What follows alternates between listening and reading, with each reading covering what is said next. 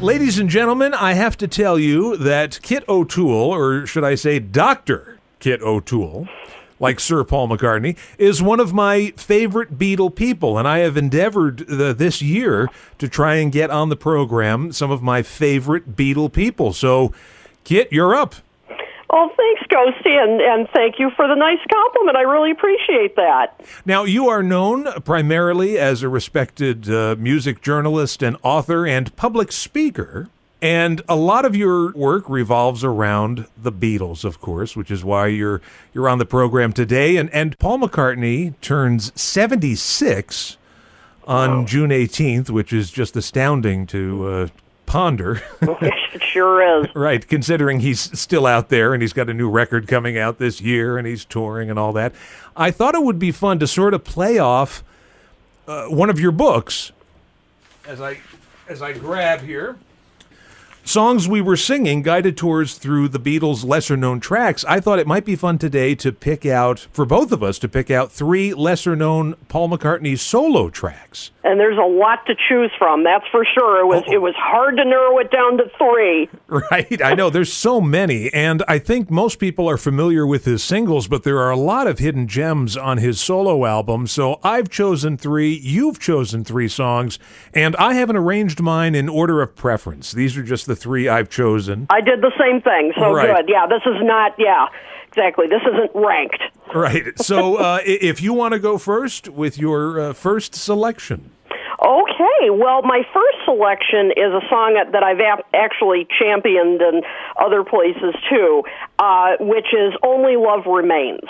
Wonderful song. Yeah, it's a beautiful song. Wasn't a big hit when it was released. This was, of course, from Press to Play, his 86 album, which is still kind of a controversial album, which is maybe why this song was unfairly buried. And I think it only charted on the adult contemporary charts yes. here, which I just find astounding. It's just pure McCartney, it's a beautiful melody, elegant arrangement. He's in terrific voice here. I find his delivery of these lyrics about, enduring love, just breathtaking. And as I said, I'm just astounded that it didn't become a hit.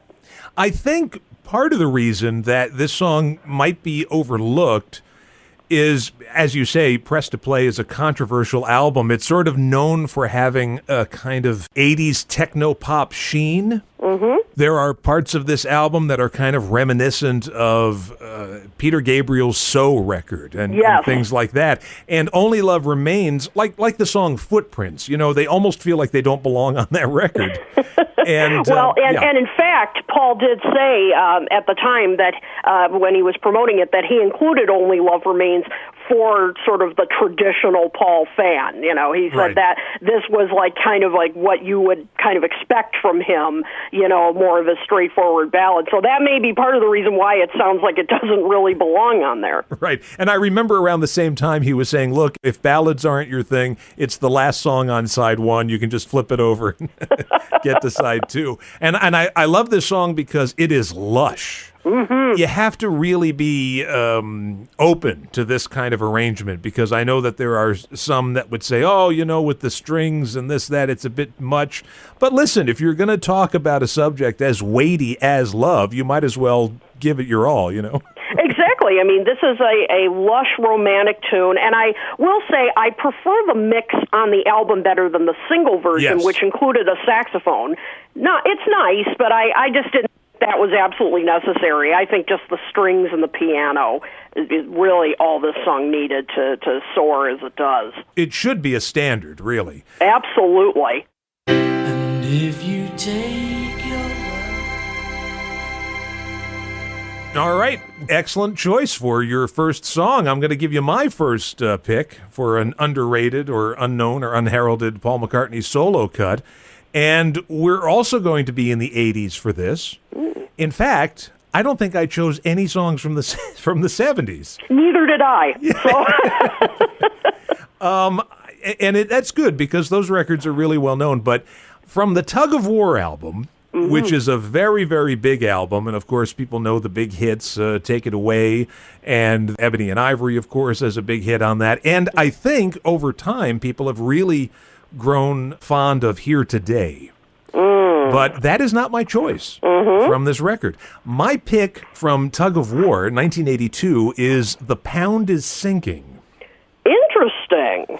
And the reason I chose this is because, well, first of all, Tug of War is not really known as a rocking album. No, that's true. Ballroom Dancing is a little rocking, but for the most part, it's a poppy record, but there are some deep contemplative songs on there. But The Pound is Sinking is definitely a rocking song, and I think something that Paul has always done through his whole career, including with the Beatles. He has a great knack for taking these ideas that are sort of unfinished and putting them together into a song. And with The Pound is Sinking, you get these several different ideas that all sort of coalesce into one great song. There's a portion of this where he puts on like a funny voice, so it's like it's a little reminiscent of Uncle Albert Admiral Halsey. Right. And there's also a really rocking part of this that sounds like stadium rock. It has a very Wings flavor to it at one point. Once you get past the idea of a multimillionaire singing about money problems, you you can really get into this song. Do you have any thoughts on this one?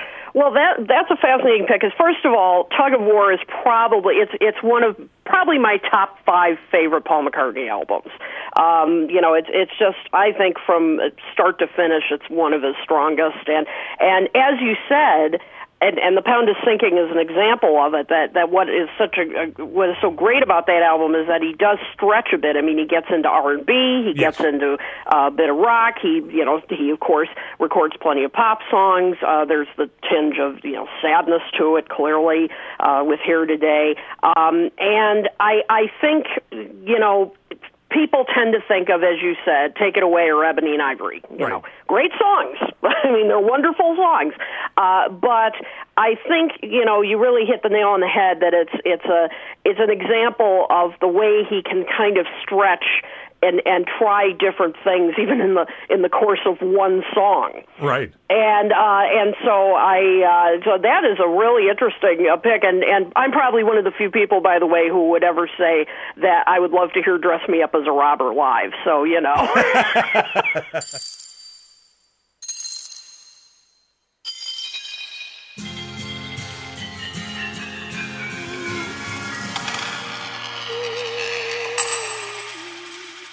You're up, Kit, with song number 2, your second choice. My second choice is one of another top 5 favorite albums of his, Flaming Pie. Okay. Which is, I thought, just another strong start-to-finish album. And it's probably primarily known for The World Tonight and, of course, the title track, which is a lot of fun. But the song that I picked is Some Days.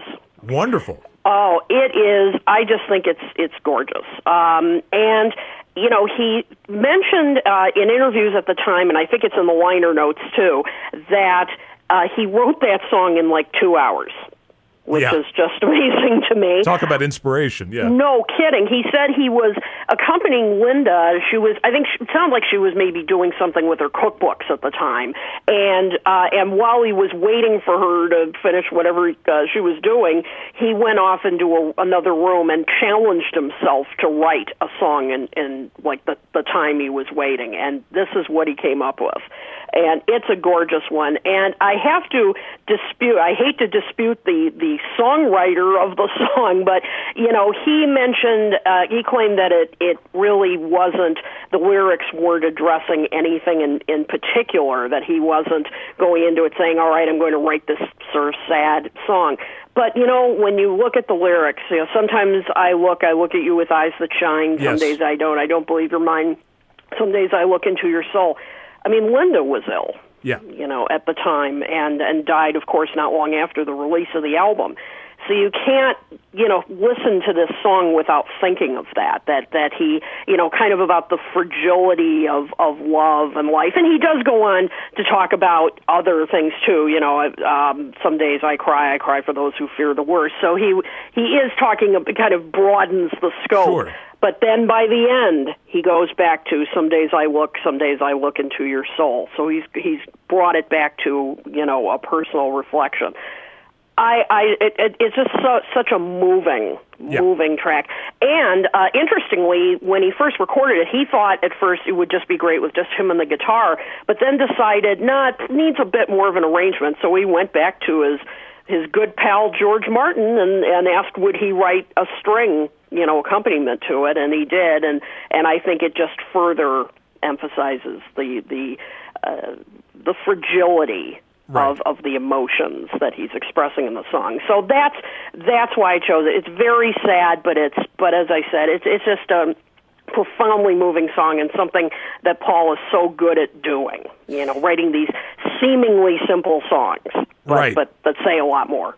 Yeah, I know that he has said that people read into these lyrics, but listen, when you hear that whole album, Flaming Pie, there is, without a doubt, a very melancholy feeling throughout that whole record. Exactly. And we know it was happening at the time that Linda was dying. She was struggling with cancer. And, I mean, there is a song that Paul wrote for Maureen Starkey's kids. Right, Little Willow. Willow, she's going through essentially the same thing that Linda's going through. I hear it all over that record. And, yes, I suppose you could say, well, we're reading into things like people do with Riding to Vanity Fair. That song from Driving Rain, I'm sorry, from Chaos and Creation. Yeah. When I hear that song, I go, this has to be about Heather. I mean, it's just so. So I don't know whether he doesn't want to admit it, or sometimes he's often said that he doesn't know himself until years later. But I agree with you. I mean, there's so much about that song that just speaks to what they were both going through at that time.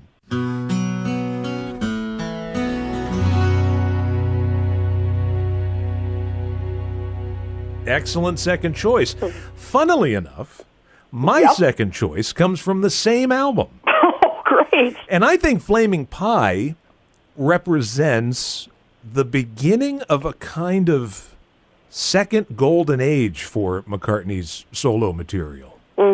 I mean, I guess you could go as far back as Flowers in the Dirt. That kicks off, but another song on that record, same side, that I absolutely love and I think is one of the best songs he's ever written and is certainly a classic, is Calico Skies. Oh, beautiful. Very good choice. And here's another song that I can't help but think when I listen to this, that this is also about he and Linda, this song. Yep. And he does the same thing that he does in Some Days, where in that, at some point in the song, maybe I guess the second or third verse, he does throw in this kind of, handling the weapons of war we despise to sort of broaden the scope of the song. But it sounds to me like a very, very personal message to Linda, this song. Yeah, absolutely. And it's done in that Son of Blackbird style, but it also has kind of a... McCartney has a lot of these songs, which are, you imagine them coming from the Tudor period or something? Yes. Like, he's a wandering minstrel. Yep, I completely agree. And he's done this song in concert, so obviously it's stuck with him as one of his favorites as well. And it's interesting when you were talking about this kind of melancholy feeling of that album. Another thing to remember too is that he was recording that during the anthology period. Yes. And so he was clearly in a reflective mood. Right. He was going back and revisiting all these memories and going through all tracks and outtakes and, of course, creating the new Threedles tracks, as they call them. So he was in that period, and I think that whole album is also in that mode, not just about Linda's illness, but also about that sort of looking back on his life, and I think that's one of the things that makes that album so special and why it's such a strong album, as you point out.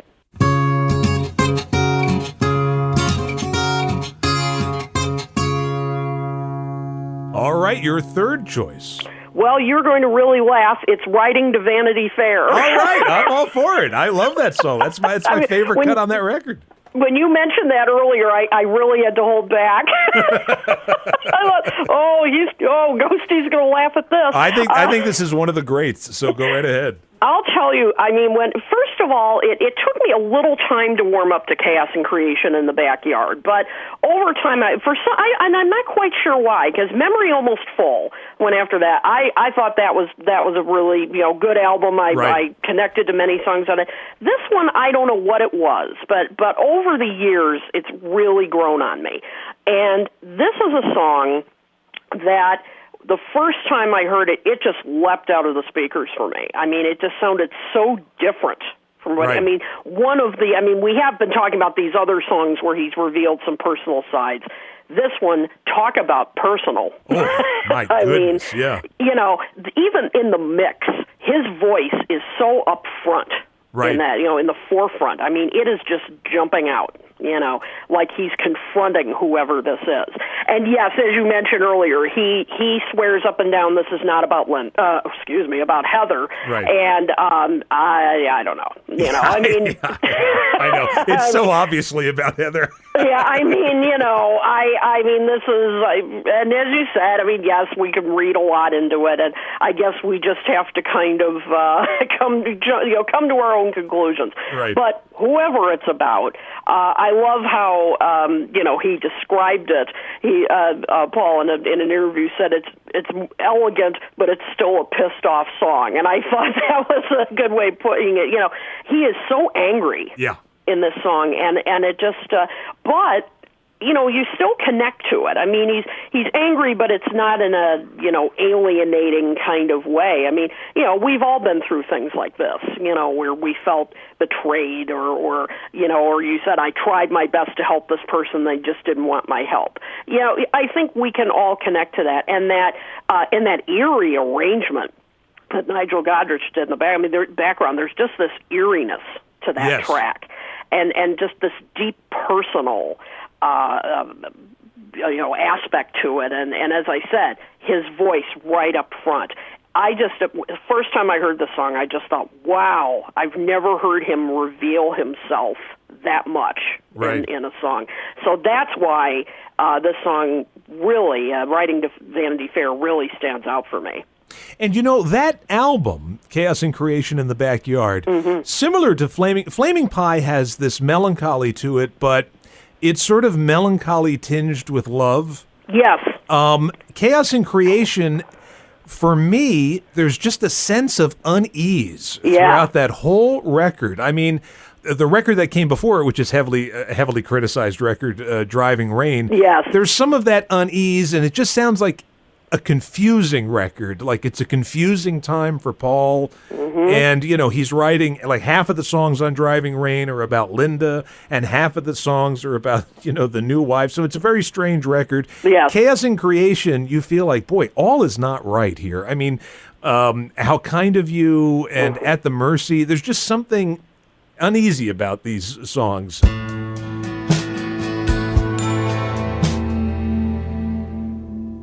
Excellent third choice, and I guess that it comes down to me, and it's funny because in this discussion we're basically talking a lot about how these songs relate to Paul's love life, because the song I've chosen mm-hmm. is a hidden track on his album New. Oh, from a few years ago. When was it? 2015, I think. I think so. Yeah. Scared. Oh, that is a good one. Right. That was one of my favorites off that album, too. Because that song, to me, Riding to Vanity Fair, we had Paul being vulnerable. He's vulnerable again here, and this one I hear, and I go, okay, this is about his current wife, which by all accounts, he and Nancy seem to have a great relationship, mm-hmm. but this sounds like it was written in the early days. To me, this is the sound of a guy who just came out of a really, really bad experience, mm-hmm. and he's thinking to himself, and he's sort of working it out in the song, do I dare try this again? Yeah. Do I risk it again? Am I crazy for doing this? But I can't help myself. And another thing about this song, it's a beautiful song, just Paul and the piano, and there's a lot of criticism nowadays about the state of Paul's voice. Yes. Not necessarily from concert goers, and but the hardcore Beatle fan will sort of lament the deterioration that comes with age, really, for a lot of these rockers. Sure. But this is one of those situations like Latter-day Johnny Cash recording where that vulnerability in Paul's voice actually helps sell the song. I agree. Yeah. Yep, I agree. And yeah, that was a case where, it just, as you said, it emphasized his weariness at should he commit himself to love again? Can he trust this person? I mean, yeah, it's definitely one of the highlights from that album for me too, which was another album, by the way, that new that I didn't connect to right away. But it does have some hidden gems on there, and that's definitely one of them. And I just think it's interesting that we both pick songs where they reveal, he kind of uncharacteristically in a way revealed these other sides to himself, and probably that's one of the things that made them stand out so much for us, because Band on the Run, wonderful song, but he's telling a story, right? Even I mentioned Memory Almost Full, like Mama, Only Mama Knows, I think. Yeah, I mean, a story, and they're great, but in these songs we both picked, I think he revealed more of himself, and that's one of the things that I think we respond to.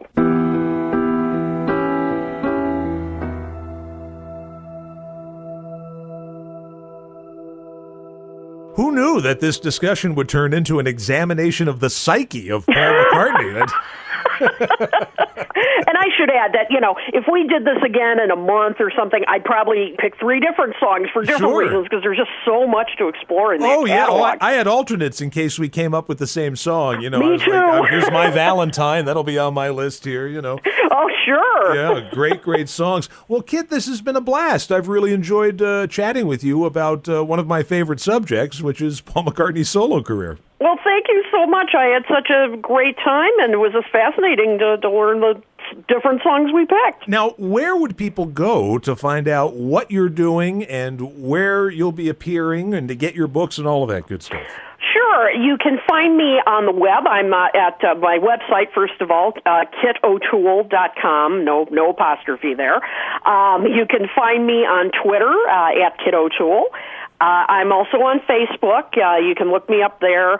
And I always post any of my articles that are appearing online, any upcoming appearances.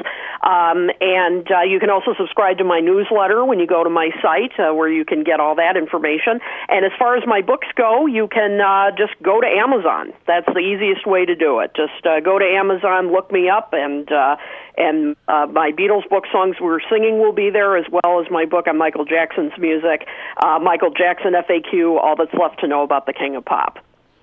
All right. Now, thanks so much. This was a lot of fun, and have a great rest of your day. Well, thank you. Same to you. Really appreciate it.